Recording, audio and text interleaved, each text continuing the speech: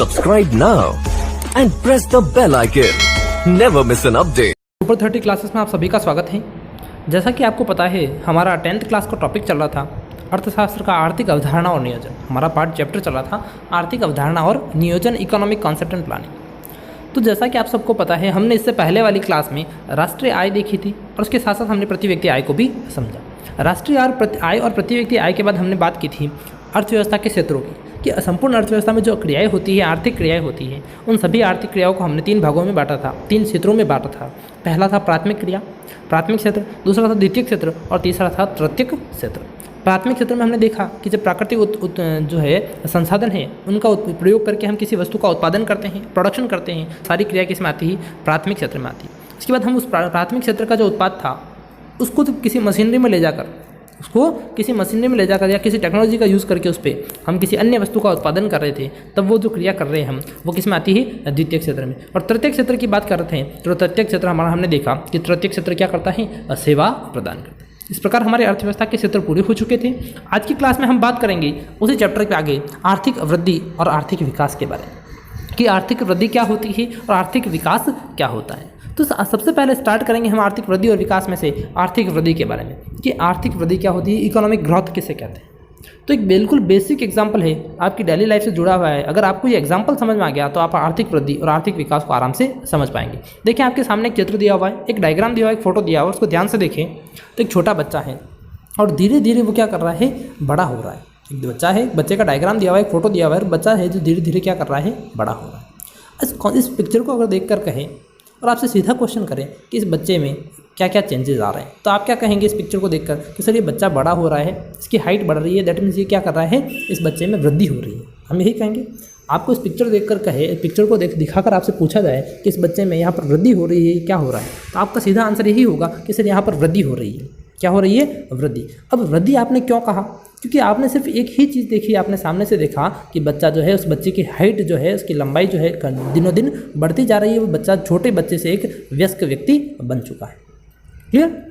तो हमने यहाँ पर सिर्फ एक ही कॉन्सेप्ट लिया, एक ही बात देखी, और वो क्या थी? बच्चे की लंबाई, उसकी हाइट। और हाइट के साथ साथ अगर बात करें तो उस बच्चे का वजन भी बढ़ रहा है। तो इन कॉन्सेप्ट को अगर देखकर बात करें इस चित्र के, तो ये क्या कर रहा है? बच्चा वृद्धि कर रहा है। क्या कर रहा है? वृद्धि कर रहा है। क्लियर? तो इस चित्र को हम जोड़ेंगे आर्थिक वृद्धि से, कि आर्थिक वृद्धि क्या होती है। तो देखें कि समय के साथ साथ राष्ट्र के आर्थिक उत्पादन या आय के स्तर में वृद्धि होना ही आर्थिक वृद्धि कहलाता है। इकोनॉमिक जो है ग्रोथ किसको कहते हैं? यानी आर्थिक वृद्धि जो है, इसको हम इकोनॉमिक ग्रोथ कहते हैं। फर्स्ट थिंग तो इसी को इकोनॉमिक ग्रोथ कहा जाता है इंग्लिश में। अब ये आर्थिक वृद्धि होती क्या है? ये तो बात की हमने एक बच्चे के कॉन्सेप्ट में। अगर यही बात हम एक देश के स्तर पर बात करें, है ना, किसी अर्थव्यवस्था के स्तर पर बात करें, तो उस अर्थव्यवस्था में क्या होगा कि जब अर्थव्यवस्था में उस अर्थव्यवस्था की राष्ट्रीय आय बढ़े, क्या बढ़े? अर्थव्यवस्था की राष्ट्रीय आय में वृद्धि हो, है ना, या उस अर्थव्यवस्था में उत्पादन जो है अधिक से अधिक हो, उत्पादन में क्या हो? वृद्धि हो। क्योंकि हमेशा उत्पादन और आय एक दूसरे के क्या होता है? बराबर होता है। तो जब किसी अर्थव्यवस्था में अर्थव्यवस्था के आय के स्तर में वृद्धि होगी तो उसको क्या कहेंगे हम? आर्थिक वृद्धि कहते हैं। क्या कहते हैं? आर्थिक वृद्धि। देखिए आगे, यह किसी अर्थव्यवस्था की बढ़ती हुई राष्ट्रीय आय तथा प्रति व्यक्ति आय को दर्शाता है। यानी जब भी किसी देश की या किसी अर्थव्यवस्था की राष्ट्रीय आय और प्रति व्यक्ति आय में वृद्धि हो, क्या हो? जब भी किसी देश की या किसी अर्थव्यवस्था की राष्ट्रीय आय और प्रति व्यक्ति आय में जब वृद्धि होगी तो वह कॉन्सेप्ट क्या कहलाएगा? आर्थिक वृद्धि कहलाएगा। क्या कहलाएगा? आर्थिक वृद्धि। अब देखो, मैंने आपको बताया कि हम यहाँ पर किस में वृद्धि कर रहे हैं? आर्थिक वृद्धि का जब कॉन्सेप्ट देखेंगे तो आर्थिक वृद्धि के अंदर उस राष्ट्र की या उस देश की क्या होगी? राष्ट्रीय आय और प्रति व्यक्ति आय में क्या होगी? वृद्धि होगी। आर्थिक वृद्धि एक दीर्घकालीन मात्रात्मक प्रक्रिया है। देखो, आर्थिक वृद्धि जो है एक दीर्घकालीन प्रोसेस है, यानी एक लॉन्ग टर्म की प्रोसेस है, लंबे समय की प्रोसेस है। अब दीर्घकालीन क्यों है? क्योंकि एक देश की अगर बात करें तो उस देश में हमेशा आय का स्तर जो है वो बढ़ता रहता है। आय का स्तर जो है हमेशा क्या होगा? बढ़ेगा।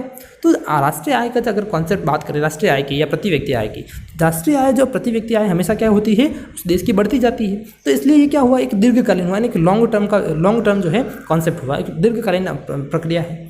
फिर बात करते हैं मात्रात्मक प्रक्रिया। हमने लिखा हुआ है दीर्घकालीन मात्रात्मक प्रक्रिया। तो दीर्घकालीन तो मैंने बताया आपको एक लंबे समय के लिए, और मात्रात्मक कैसे? क्योंकि राष्ट्रीय आय को हम क्या कर सकते हैं? माप सकते हैं। राष्ट्रीय आय को हम माप सकते हैं। राष्ट्रीय आय की क्या कर सकते हैं? मात्रा बता सकते हैं उसकी, है ना, उसको माप कर सकते हैं, उसका मेजरमेंट कर सकते हैं। इसलिए राष्ट्रीय आय क्या हुई? एक मात्रात्मक प्रक्रिया हुई। आर्थिक वृद्धि क्या हुई? एक मात्रात्मक प्रक्रिया। आर्थिक वृद्धि का कॉन्सेप्ट देखें आप कि जब किसी देश में उस देश की राष्ट्रीय आय और प्रति व्यक्ति आय में जब वृद्धि हो तब वो क्या कहलाएगी? आर्थिक वृद्धि कहलाएगी। क्या कहलाएगी? आर्थिक वृद्धि। अब यह एक छोटी अवधारणा है। अब आर्थिक वृद्धि एक छोटी अवधारणा क्यों है उसको हम जब नेक्स्ट आर्थिक विकास पढ़ेंगे तब आपका एकदम क्लियर हो जाएगा। तो बात करेंगे नेक्स्ट हम आर्थिक विकास के बारे में कि आर्थिक वृद्धि तो हमने देखी कि उस देश की राष्ट्रीय आय और प्रति व्यक्ति आय में वृद्धि हो रही है, लेकिन आर्थिक विकास कैसे होगा? तो आर्थिक विकास के बारे में बात करें तो सेम वही पिक्चर है। बच्चा है छोटा सा और धीरे धीरे क्या कर रहा है? ग्रो कर रहा है, वृद्धि कर रहा है। लेकिन क्या आपने सोचा है जब वो बच्चा बड़ा होगा, छोटा था पहले, जब वो धीरे धीरे बड़ा होगा और एक लेवल ऐसा आएगा, एक एज ऐसी आएगी, एक उम्र ऐसी आएगी, उस उम्र पर आकर वो बच्चा बोलना सीखेगा। क्या करना सीखेगा? बोलना सीखेगा। और धीरे धीरे क्या करेगा? जैसे जैसे वो बोलना सीखेगा अपने समाज के अन्य लोगों से बातचीत करना सीखेगा, है ना। और फिर एक एज ऐसी आएगी जब स्कूल जाना सीखेगा, स्कूल जाएगा तो स्कूल के अन्य बच्चों के साथ रहना सीखेगा, है ना। तो यहाँ क्या हो रहा है कि उस बच्चे की वृद्धि तो हो रही है, यानी उसकी हाइट तो बढ़ रही है, उसकी एज बढ़ रही है, वेट बढ़ रहा है, उसकी हाइट है जो बढ़ रही है, तो वृद्धि तो हो रही है। लेकिन वृद्धि के साथ साथ उस बच्चे का अन्य बच्चों के साथ तालमेल बढ़ रहा है ना। उसका जो कम्युनिकेशन है, अन्य बच्चों के साथ बातचीत करने का तरीका है वह बदल रहा है ना। उसका जो हेल्थ सिस्टम है, उसका जो लिविंग स्टैंडर्ड है वह भी चेंज हो रहा है। तो जब किसी बच्चे में, ये तो हमने बच्चे का कॉन्सेप्ट लिया, तो जब इसमें उसकी वृद्धि के साथ साथ अन्य जो ये अवधारणाएँ हैं इनमें भी जब वृद्धि होती है ना, जैसे उसका बातचीत करने का तरीका है उसमें वृद्धि होती है, उसको चीज़ों को समझने की वृद्धि होती है। क्योंकि जब बच्चा छोटा था तो वह क्या 2 की टेबल जानता था, 2 की टेबल जानता था, 2 का पहाड़ा जानता था क्या? नहीं जानता था। लेकिन उस बच्चे ने क्या किया? धीरे धीरे अन्य लोगों से सीखा, लोगों से बातचीत करना सीखा, एक दूसरे को देखकर उनकी नकल कर कुछ वर्क करना सीखा। तो वहाँ पर क्या हुआ? उस बच्चे की वृद्धि तो हुई, लेकिन वृद्धि के साथ साथ उस बच्चे में अन्य चीज़ें भी विकसित हुई, तो यह जो कॉन्सेप्ट है जिसमें वृद्धि के साथ साथ अन्य चीज़ें भी विकसित होती है उसको कहते हैं विकास। क्या कहते हैं? विकास।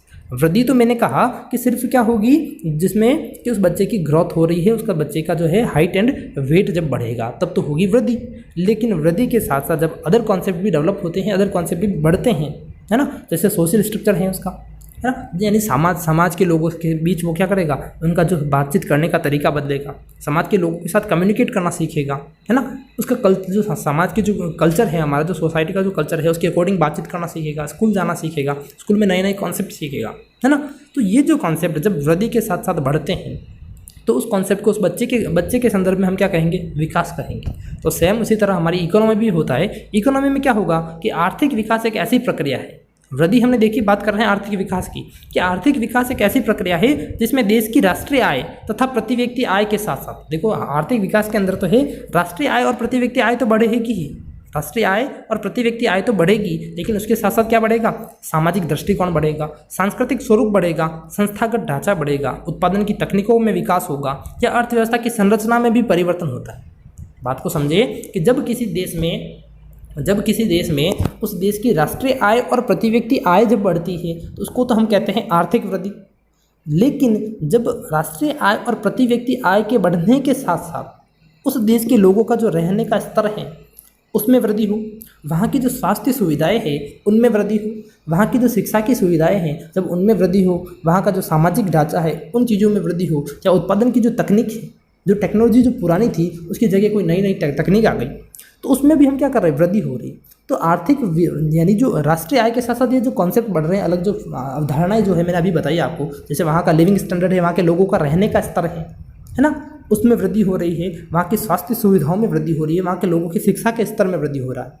तो जब ये सारी चीज़ें राष्ट्रीय आय के साथ साथ बढ़ती है तो उसको उस देश के लिए क्या कहेंगे? आर्थिक विकास कहेंगे। क्या कहेंगे?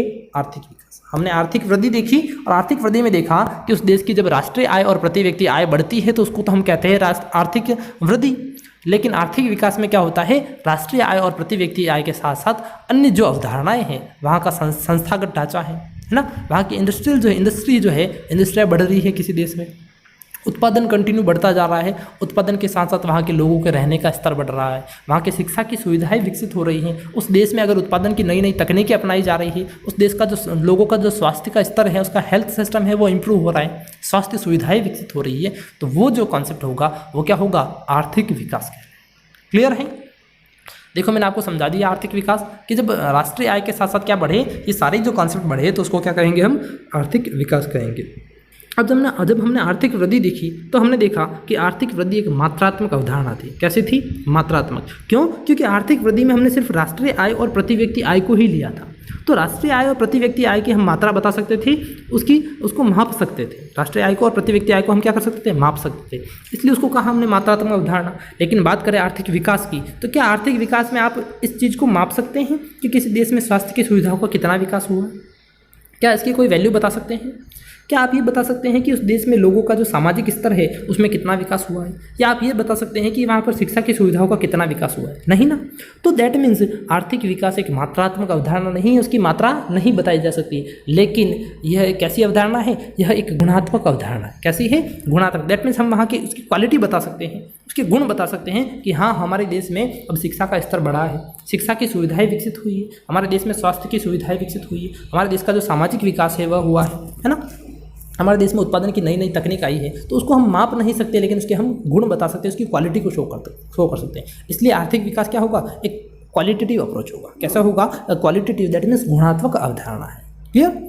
यह एक वृहत अवधारणा है। अब आर्थिक वृद्धि जब हमने देखी तब हमने देखा था कि आर्थिक वृद्धि एक छोटी सी अवधारणा है, जबकि आर्थिक विकास के अंदर कह रहे हैं कि एक वृहत अर्थात एक बड़ी अवधारणा है। क्यों है? कि आर्थिक वृद्धि के अंदर हम केवल और केवल राष्ट्रीय आय तथा प्रति व्यक्ति आय को ही ले रहे थे। किसको ले रहे थे?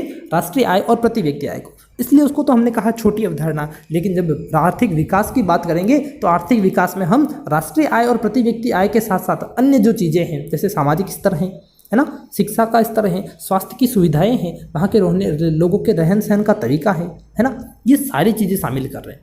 तो आर्थिक वृद्धि के जो कॉन्सेप्ट है वो तो है ही है आर्थिक विकास के अंदर, लेकिन उनके साथ साथ अन्य अदर जो अवधारणाएं हैं उनको भी हम क्या कर रहे हैं? शामिल कर रहे हैं। इसलिए आर्थिक विकास कैसी हुई? एक वृहत अवधारणा हुई, एक बड़ी अवधारणा हुई। क्लियर? आर्थिक वृद्धि आर्थिक विकास का एक भाग है। आर्थिक वृद्धि जो है इस विकास का एक भाग होगा, क्योंकि आर्थिक वृद्धि के अंदर तो केवल राष्ट्रीय आय और प्रति व्यक्ति आय की ही बात करते हैं, जो कि आर्थिक विकास के अंदर शामिल है। और उसके साथ साथ आर्थिक विकास में कुछ अन्य चीज़ें भी मैंने आपको बताई, वो भी शामिल होती है। इसलिए आर्थिक वृद्धि एक छोटी अवधारणा है, आर्थिक विकास एक बड़ी अवधारणा है। आर्थिक वृद्धि आर्थिक विकास का क्या है? एक भाग है। आर्थिक विकास आर्थिक वृद्धि की तुलना में राष्ट्र के विकास के स्तर को जांचने का एक उपयुक्त माप है। अगर आर्थिक वृद्धि और विकास की तुलना करें तो अगर आर्थिक वृद्धि के स्तर पर, वृद्धि के आधार पर अगर किसी देश के विकास को समझे तो आर्थिक वृद्धि के अंदर हम सिर्फ राष्ट्रीय आय और प्रति व्यक्ति आय के आधार पर ही उस देश का विकास का कॉन्सेप्ट देखेंगे कि देश में कितनी आय में वृद्धि हुई है। लेकिन अगर वृद्धि में हमने देखा, लेकिन अगर आर्थिक विकास की बात करें तो आर्थिक विकास में राष्ट्रीय आय और प्रति व्यक्ति आय के साथ साथ हम अन्य चीज़ें भी देख रहे हैं कि उस देश में शिक्षा का स्तर कितना बदला है, उस देश में स्वास्थ्य की सुविधाओं में कितनी वृद्धि हुई है, उस देश का सामाजिक स्तर कितना बदला है, उस देश का सांस्कृतिक स्तर कितना बदला है। तो जब ये सारे कॉन्सेप्ट उसके अंदर शामिल कर रहे हैं तो आर्थिक वृद्धि की तुलना में आर्थिक विकास एक बेहतर उपाय होगा, एक बेहतर लेवल होगा उसको जांचने का, विकास का जो स्तर है उसको जांचने का एक बेहतर उपाय होगा। क्लियर?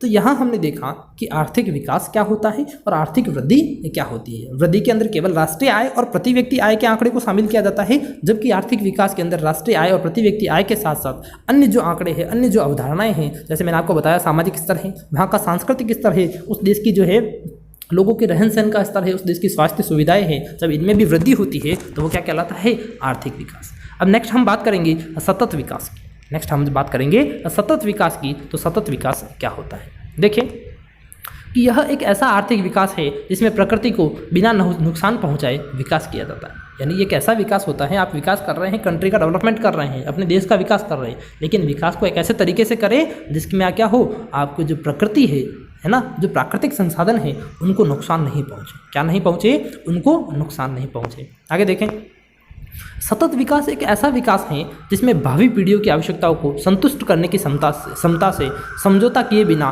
वर्तमान की आवश्यकताओं को पूरा किया जाता है। तो ऐसा है कि हम क्या करते हैं, प्रत्येक व्यक्ति अपने लिए क्या चाहता है? अपना विकास करना चाहता है। तो जब अर्थव्यवस्था का विकास होगा तो विकास के लिए कुछ संसाधन लगाने पड़ेंगे हमें, है ना। और वो संसाधन क्या होते हैं? प्राकृतिक संसाधन होते हैं। जैसे देश का विकास करना है तो देश में विकास के लिए हमें क्या करने पड़ेंगे? संसाधन लगाने पड़ेंगे। और संसाधन क्या होते हैं? प्राकृतिक संसाधन। अब अगर बात करें प्राकृतिक संसाधनों की तो कुछ प्राकृतिक संसाधन ऐसे हैं जो एक समय के बाद खत्म हो जाएंगे, है ना। उनको वापस किसी टेक्नोलॉजी के थ्रू बनाया नहीं जा सकता। ऐसा नहीं है कि हम मशीन में लगाया उनको और नया वापस पुनः उत्पादन कर सकते हैं। जैसे बात करें आज कोयले की, तो क्या कोयला एक नवीकरणीय साधन है? क्या कोयले को वापस बनाया जा सकता है? क्या है ना। या फिर बात करें पेट्रोलियम की, तो क्या पेट्रोल वापस बनाया जा सकता है? एक दिन ऐसा आएगा जब हम संसाधनों का कंटिन्यू अगर यूज़ करते रहेंगे, लगातार उपयोग करते रहेंगे, तो ये संसाधन खत्म हो जाएंगे। तो सतत विकास कहता है कि आपको विकास एक ऐसे तरीके से करना है, बात को ध्यान से सुने, बहुत इंपॉर्टेंट है, ये साइंस के अंदर भी है कि सतत पोषणीय विकास किसको कहते हैं। तो एक ऐसा विकास होता है जिसमें हम क्या करें, जो वर्तमान जो पीढ़ी है, जो प्रेजेंट जनरेशन है, उसकी जो आवश्यकताएं हैं उनको पूरा करने के लिए संसाधनों का एक ऐसे तरीके से उपयोग करें, जो प्राकृतिक संसाधन है उनका एक ऐसे तरीके से उपयोग करें जिससे क्या हो कि वर्तमान समय की आवश्यकता पूरी हो जाए, यानी अर्थात हमारी आवश्यकताएं तो पूरी हो जाए, और जो हमारी आने वाली जो पीढ़ी है, जो नेक्स्ट जनरेशन है, जो फ्यूचर जनरेशन है, उनके लिए भी संसाधन उपलब्ध हो। सतत विकास कहता है कि विकास एक ऐसे तरीके से किया जाए, एक ऐसे सतत तरीके से किया जाए जिससे क्या हो कि वर्तमान समय की जो वर्तमान पीढ़ी है उनकी आवश्यकताएं पूरी हो जाए, उनके लिए संसाधन उपलब्ध हो जाए, लेकिन जो भविष्य में आने वाली जो पीढ़ी है उनके लिए भी संसाधनों की उपलब्धता सुनिश्चित रहे, यह कहलाता है सतत विकास। क्लियर? इसे सतत पोषणीय विकास या धारणीय विकास भी कहा जाता है।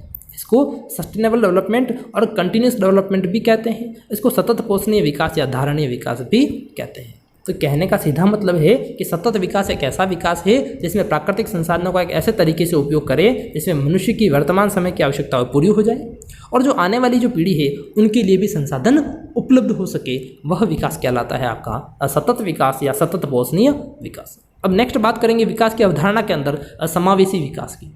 हमने अभी तक आर्थिक वृद्धि देखी, आर्थिक विकास देखा, उसके बाद हमने देखा सतत विकास। अब बात करेंगे समावेशी विकास की कि समावेशी विकास क्या होता है, जिसको कि हम इंग्लिश में असिमिलेटेड डेवलपमेंट कहते हैं। तो समावेशी विकास के अंदर बात करें, समावेशी विकास यह सुनिश्चित करता है कि विकास के लाभ समाज के सभी वर्गों तक पहुँचे। देखो ऐसा होता है कि हमारे समाज में अगर सामान्यतः बात की जाए, अगर ध्यान से देखें तो अलग अलग वर्ग बने हुए, अलग अलग क्लासेस बनी हुई। आपने सुना भी होगा कुछ जैसे लोअर क्लास होती है ना, एक लोअर क्लास होती है, एक मिडिल क्लास होती है और एक अपर क्लास होती है। आपने सुना होगा lower class, middle class, upper class, है ना। तो जब विकास होता है, जब देश का विकास होता है, कुछ सुविधाएं होती है, तो समाज का जब सबसे निम्न जो वर्ग है, लोअर क्लास है, उस वर्ग तक सुविधाएं पहुंच नहीं पाती, उस वर्ग तक उस जो विकास के जो लाभ है वो नहीं पहुंच पाते हैं। तो समावेशी विकास यह कहता है कि विकास इस तरह हमें यह सुनिश्चित करना है कि विकास के लाभ जो है वह समाज के सभी वर्गों तक पहुंच जाए। अर्थात जो विकास कर रहे हैं आप देश का, जो डेवलपमेंट कर रहे हैं, उस डेवलपमेंट के जो बेनिफिट्स हैं, उसके जो लाभ हैं, उसके जो फायदे हैं, वह समाज के मध्यम वर्गों को भी मिले, वह समाज के उच्च वर्गों को भी मिले, लेकिन साथ साथ समाज के निम्न वर्गों को भी वह सुविधाएं जो उच्च वर्गों को मिल रही है वह भी उस निम्न वर्गों को भी प्राप्त होनी चाहिए। ये बात आती है समावेशी विकास के अंदर। देखें, अनेक लोग लिंग, भाषा, क्षेत्र के भेदभाव, गरीबी तथा शारीरिक असमर्थता के कारण आर्थिक विकास के लाभ से वंचित रह जाते हैं। देखो क्या है कि हमारे यहाँ देश में क्या है कि जो है भाषा है, लिंग है या क्षेत्र आदि के कारण क्या कहता है, भेदभाव किया जाता है। हमारे देश में क्या होता है, इन कारणों के कारण क्या होता है, भेदभाव होता है। इसके कारण क्या है कि हमारा जो समाज है वह समाज 3 भागों में बढ़ चुका है। एक तो उच्च वर्ग है, एक निम्न वर्ग है और एक मध्यम वर्ग है ना। तो जो विकास जब होता है, देश की सरकार की जो योजनाएं होती हैं, जो सरकार की योजनाओं के जो लाभ है वह निम्न वर्ग को नहीं पहुंच पाते। तो समावेशी विकास यह कहता है कि आपको क्या करना है, विकास एक ऐसे तरीके से करना है जिसमें जो लाभ है, विकास के जो लाभ है, जो बेनिफिट्स है, वह समाज के सभी वर्गों तक उपलब्ध हो सके। क्लियर?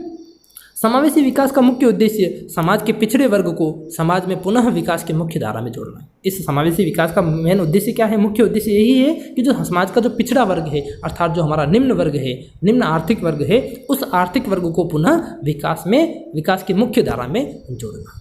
तो हमने इस प्रकार यहाँ पर देखा कि एक आर्थिक वृद्धि क्या होती है। आर्थिक वृद्धि के बाद हमने बात की आर्थिक क्या होता है, और आर्थिक विकास के बाद हमने देखा सतत विकास अथवा सतत पोषणीय विकास किसको कहते हैं, और उसके बाद लास्ट हमने देखा समावेशी विकास किसे कहा जाता है। नेक्स्ट हम बात करेंगे मानव विकास की कि मानव विकास किसको कहते हैं, मानव विकास क्या होता है। ये बहुत इंपॉर्टेंट कॉन्सेप्ट है और इसके बारे में भी कई बार क्वेश्चन पूछा गया है। ध्यान से सुने, देखें आगे कि संयुक्त राष्ट्र विकास परिषद एक संस्था है, हमारी विश्व स्तर पर एक संस्था है जिसका नाम है संयुक्त राष्ट्र विकास परिषद, जिसको इंग्लिश में यूनाइटेड नेशन डेवलपमेंट प्रोग्राम कहा जाता है। इसको UNDP भी कहते हैं, यूनाइटेड नेशन डेवलपमेंट प्रोग्राम। इसके द्वारा क्या किया गया कि मानव विकास के स्तर को मापने के लिए, इसके द्वारा संयुक्त राष्ट्र विकास परिषद द्वारा मानव विकास के स्तर को मापने के लिए मानव विकास सूचकांक बनाया गया। क्या बनाया गया, मानव विकास सूचकांक बनाया गया। अभी जो मानव विकास सूचकांक बनाया, ये किस आधार पर बनाया, तो संयुक्त राष्ट्र विकास परिषद द्वारा मानव विकास के मापने हेतु इस मानव विकास सूचकांक में, अर्थात जो इंडेक्स बनाई ह्यूमन डेवलपमेंट इंडेक्स, जिसको हम मानव विकास सूचकांक जो है इसको ह्यूमन डेवलपमेंट इंडेक्स कहते हैं इंग्लिश में। क्लियर? इस सूचकांक में, इस इंडेक्स में उन्होंने 3 चीज़ों को शामिल किया, 3 फैक्टर्स को शामिल किया। फर्स्ट, वहाँ का जो शिक्षा का स्तर है उस देश का, क्योंकि संयुक्त राष्ट्र विकास परिषद क्या करता है, एक मानव विकास सूचकांक तैयार करता है। सबसे पहले बात को ध्यान से सुने, संयुक्त राष्ट्र विकास परिषद जिसको हम UNDP कहते हैं, वह मानव विकास सूचकांक अर्थात ह्यूमन डेवलपमेंट इंडेक्स बनाता है। क्लियर? अब इस इंडेक्स के आधार पर क्या करेगा, हर देश की एक इंडेक्स बनाई जाती है। जैसे भारत है, अमेरिका है, पाकिस्तान है, चीन है, रसिया है, सारे देशों की क्या करते हैं, एक इंडेक्स बनाई जाती है।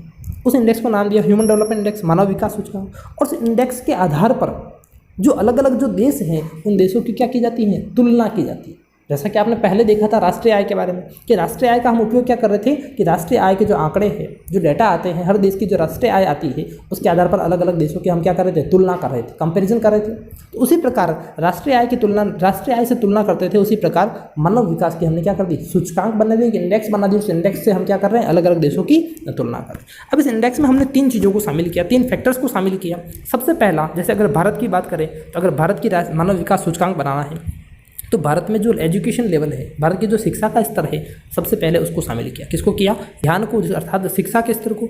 दूसरा शामिल किया भारत के जो लोग हैं उनका जो स्वास्थ्य स्तर है, हेल्थ सिस्टम है, उसको शामिल किया। और तीसरा फैक्टर है वहाँ के जीवन स्तर को, कि वहाँ का जो लिविंग स्टैंडर्ड है, वहाँ के लोगों का, हर देश के लोगों का एक लिविंग स्टैंडर्ड होता है, उस लिविंग स्टैंडर्ड को शामिल किया। 3 फैक्टर्स को शामिल किए। फर्स्ट एजुकेशन जिसको हम शिक्षा कहते हैं, दूसरा हेल्थ जिसको हम स्वास्थ्य कहते हैं, और तीसरा वहाँ का लिविंग स्टैंडर्ड जिसको हम कहते हैं जीवन स्तर। इन 3 स्तरों को, 3 फैक्टर्स को शामिल करके हमने एक इंडेक्स बनाई, एक सूचकांक बनाया जिसका नाम दिया मानव विकास सूचकांक। और ये सूचकांक कौन बनाता है, तो संयुक्त राष्ट्र विकास परिषद। अब इस सूचकांक के आधार पर क्या करता है ये मानव विकास, ये संयुक्त राष्ट्र विकास परिषद, इन सूचकांकों के आधार पर क्या करेंगे, अलग अलग जो विश्व के जो अलग अलग देश हैं उन देशों की तुलना की जाती है, कि कौन सा देश जो है मानव विकास के क्षेत्र में पिछड़ा हुआ है और कौन सा देश मानव विकास के क्षेत्र में विकसित है। प्रथम मानव विकास सूचकांक जो है, फर्स्ट जो ह्यूमन डेवलपमेंट इंडेक्स है, उसका निर्माण संयुक्त राष्ट्र विकास परिषद द्वारा किया गया। कब किया गया, तो वर्ष 1990 में किया। और जब सबसे पहले इस मानव विकास सूचकांक का निर्माण किया तब इस संयुक्त राष्ट्र विकास परिषद के जो अध्यक्ष हैं वह अध्यक्ष थे महबूब उल हक। कौन थे, महबूब उल हक की अध्यक्षता में प्रथम मानव विकास सूचकांक का निर्माण किया गया वर्ष 1990 में। इस सूचकांक ने मानव विकास के मुद्दे को अर्थ केंद्रित से मनुष्य केंद्रित बना दिया। अब देखें कि पहले जो अलग अलग देशों की जो तुलना होती थी, वह तुलना किसके आधार पर होती थी, राष्ट्रीय आय के आधार पर, अर्थात पैसों के आधार पर होती थी, धन के आधार पर होती थी, है ना। फिर उसके बाद हमने प्रति व्यक्ति आय के आधार पर तुलना करने लगे, तब भी क्या हुआ, हम आय के आधार पर ही तुलना करने, है ना। तो पहले जो मानव विकास अर्थात जो तुलना होती थी वह अर्थ के आधार पर होती थी, पैसों के आधार पर होती थी। लेकिन अब जो है वो अलग अलग देशों की तुलना वो किसके आधार पर होने लगी, मानव के विकास के आधार पर होने लगी। उस देश में जो ह्यूमन जो पर्सन रहते हैं, जो मानव रहते हैं, उनके विकास के आधार पर हम क्या करने लगे, जो अलग अलग देश हैं उन देशों की तुलना करने लगे। तो इस प्रकार आज की क्लास में हमने आर्थिक वृद्धि समझी, आर्थिक विकास समझा, समावेशी विकास देखा, सतत पोषणीय विकास देखा और मानव विकास कंप्लीट कर दिया। आज के लिए इतना ही, धन्यवाद।